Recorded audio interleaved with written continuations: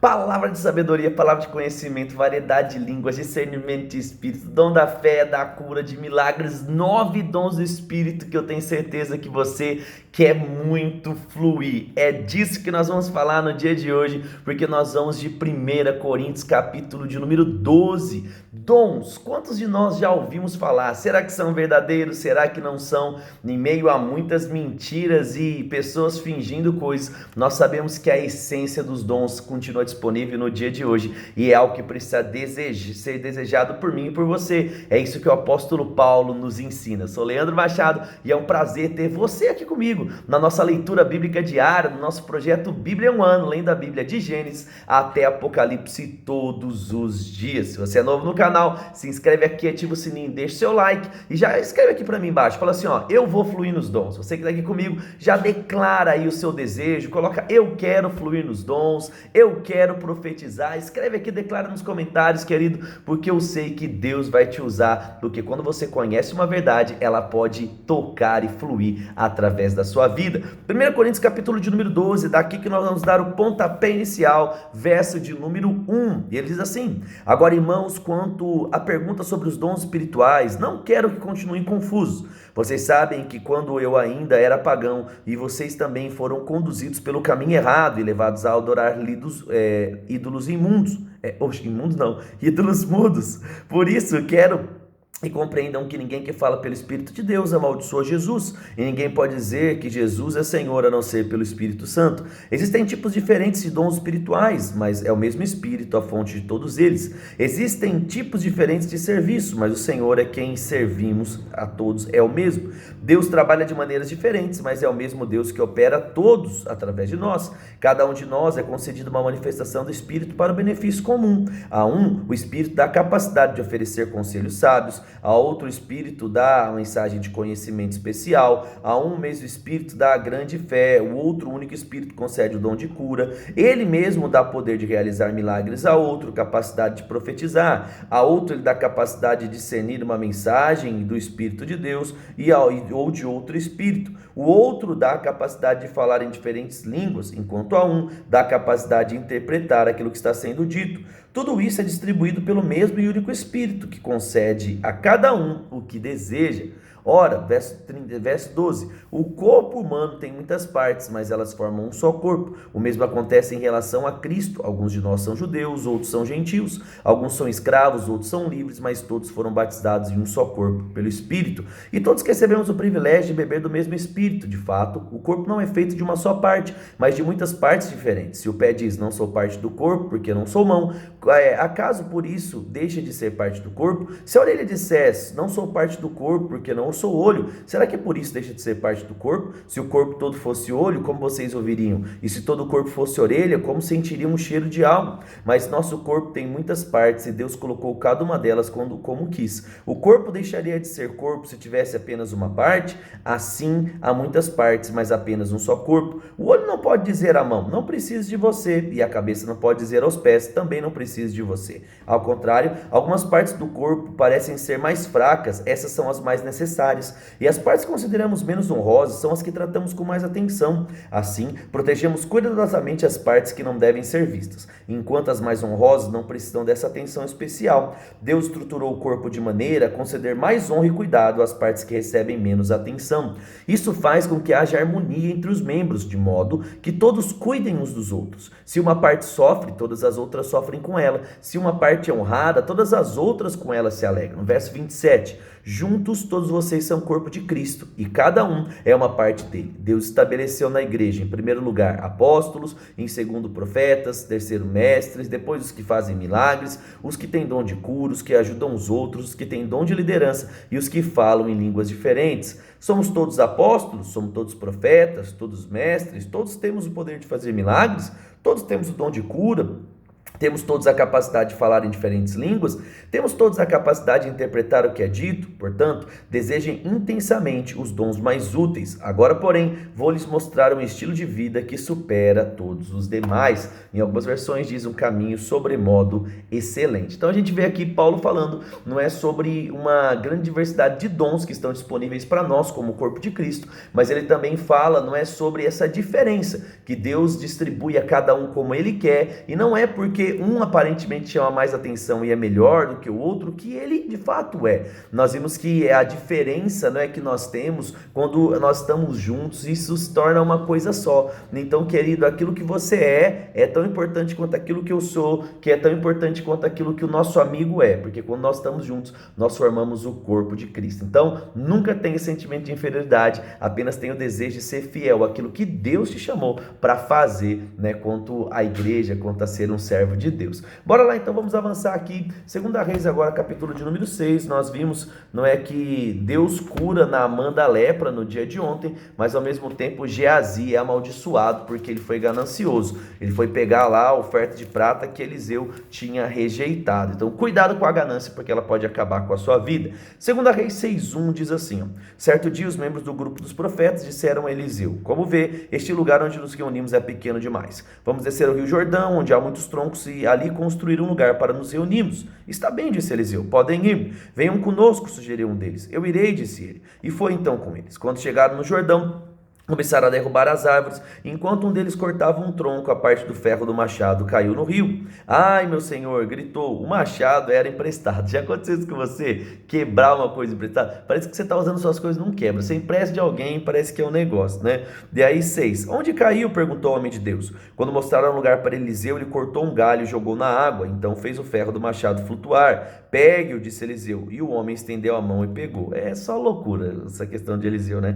Quando o rei da Síria estava guerreando contra Israel, consultava os seus oficiais e dizia: posicionaremos nossas tropas em tal lugar. De imediato, o homem de Deus advertiu o rei de Israel: não se aproxime de tal lugar, pois os sírios planejam posicionar suas tropas ali. E o rei de Israel mandava um aviso do lugar indicado do homem de Deus, e várias vezes ele advertiu o rei para que ficasse alerta naqueles lugares. Furioso com essa situação, o rei da Síria reuniu seus oficiais e perguntou: qual de vocês anda informando o rei de Israel sobre os meus planos? Ó, meu senhor, ó rei, não somos nós, respondeu os oficiais. Eliseu, profeta de Israel, revela ao rei de Israel até as palavras que o Senhor diz em seus aposentos. O rei então ordenou: vão e descubram onde ele está, para que eu mande capturá-lo. Então lhe informaram e disse: Eliseu está em Dotã. Assim, certa noite o rei da Síria mandou um grande exército com muitos carros de guerra e cavalos para cercar a cidade. Na manhã seguinte, o servo do homem de Deus se levantou bem cedo. Ao sair, viu que haviam soldados, cavalos, carros de guerra por toda parte. E ele disse: ai, meu senhor, o que faremos? Não tenha medo, disse Eliseu, pois do nosso lado há muito mais do que do lado deles. Então Eliseu orou: Senhor, abra os olhos dele para que veja.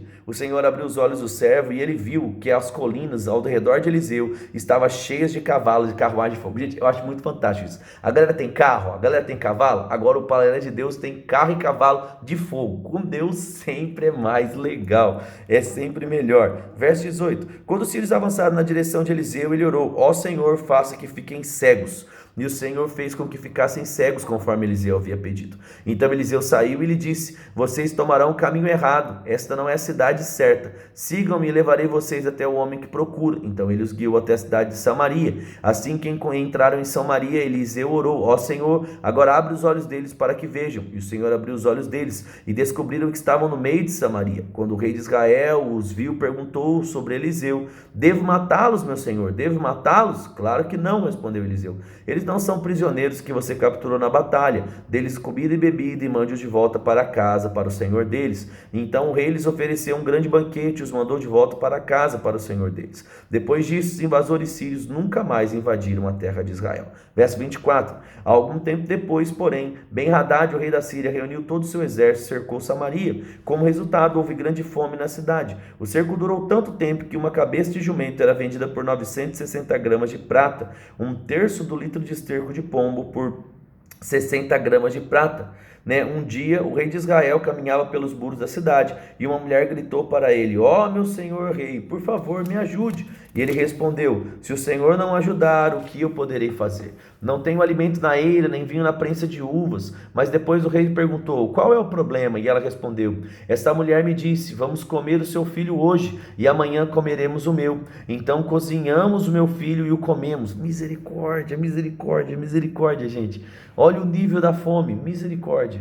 Quando o rei ouviu isso, rasgou suas roupas, e quando ele caminhava pelos muros, o povo viu que por baixo do manto ele usava um pano de saco junto à pele. Então o rei jurou: que Deus me castigue severamente se eu me separar a cabeça de Eliseu dos seus ombros, se eu não separar a cabeça de Eliseu dos seus ombros ainda hoje. Eliseu estava sentado em sua casa com as autoridades de Israel, quando o rei mandou um mensageiro até ele. Antes, porém, que o mensageiro chegasse, Eliseu disse às autoridades: o filho do assassino enviou um homem para cortar minha cabeça. Quando o mensageiro chegar, fechem a porta e não deixem entrar. Logo ouviremos os passos do seu senhor atrás dele. Enquanto Eliseu ainda falava, o mensageiro chegou e comunicou a mensagem do rei: toda essa desgraça vem do Senhor. Por que devo continuar a esperar no Senhor? Então, olha que coisa doida. Mais uma vez o povo vai lá e está culpando Deus. E fala: mas tá dando errado, é Deus, não sei o quê. A galera gostava de fazer isso. Assim, ó, tá dando errado, é Deus, não tá dando errado, é Deus, tá bom, é Deus. E é por isso que no Velho Testamento, às vezes, a gente tem dificuldade de entender, de fato, o que é que Deus está fazendo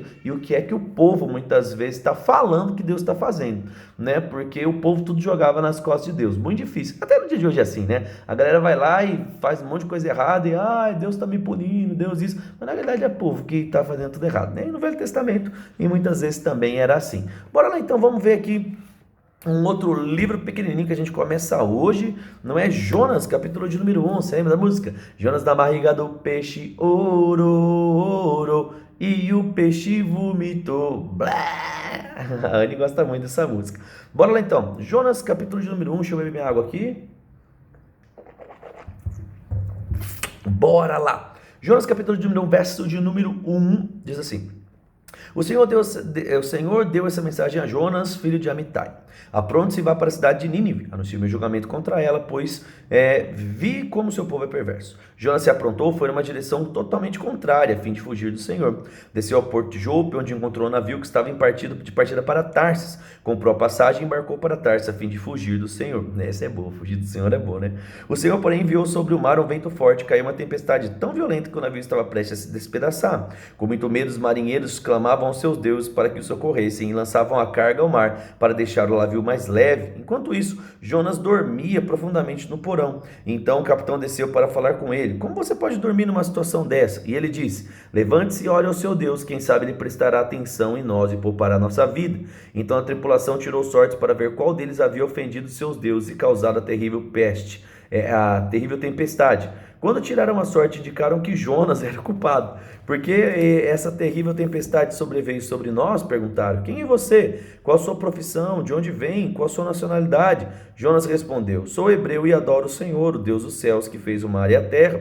Os marinheiros ficaram apavorados quando ouviram isso, pois Jonas já havia lhes contado que estava fugindo do Senhor. Por que fez uma coisa dessa? Eles disseram, e visto que a tempestade só piorava cada vez mais. Então lhe perguntaram: o que devemos fazer com você para que a tempestade se acalme? E Jonas respondeu: jogue-me no mar e ele voltará a ficar calmo. Eu sei que essa terrível tempestade tudo é culpa minha. Em vez disso, os marinheiros remaram com ainda mais força para levar a embarcação à terra, mas não conseguiram, pois o mar estava muito impetuoso e havia se tornado muito violento. Então clamaram ao Senhor e disseram: ó Senhor, não nos deixe morrer por causa desse homem, não nos responsabilize por causa da morte dele. O Senhor, tu sabes o motivo por que enviaste tempestade sobre ele. Depois os marinheiros pegaram Jonas e o lançaram no mar, e no mesmo instante a furiosa tempestade se aquietou. Espantados com o grande poder do Senhor, os marinheiros lhe ofereceram um sacrifício e firmaram um compromisso de servi-lo. Olha que coisa louca, né? A galera tá ali do nada adorando a Deus, os deuses dele, de repente, bum, nossa, meu, é verdade esse Deus de Jonas aí, vamos começar a adorar ele, né? E aí no próprio navio já oferece sacrifício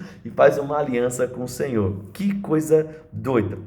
Verso 17 diz: o Senhor fez que um grande peixe engolisse então Jonas, e Jonas ficou dentro do peixe por 3 dias e 3 noites. Que coisa doida, né, gente? Então, aprendeu alguma coisa do dia de hoje? Vem aí que não dá para fugir do Senhor. Você viu, querido, ali não é Deus usando Eliseu, livrando Eliseu. Uma coisa que eu acho muito fantástica nessa história é que a gente pode aprender que se você está fazendo as coisas certas, fica tranquilo, querido. Perseguição pode se levantar, caluniadores podem falar, difamar você, haters, qualquer tipo de pessoa. Fica tranquilo, eles não podem te tocar desde que você esteja fazendo aquilo que é certo. Vamos orar? Pai, eu quero te agradecer pela sua fidelidade. Obrigado porque até aqui o Senhor tem nos ajudado. Eu oro mesmo, Pai, para que o Senhor fortaleça cada um a viver uma vida correta, que o Senhor de fato possa ser o provedor, Pai, da casa de cada um. Eu oro para que nós venhamos ser fiéis à sua visão e ao seu chamado, assim como Paulo apresenta para nós a importância de sermos membros e fluirmos nos dons,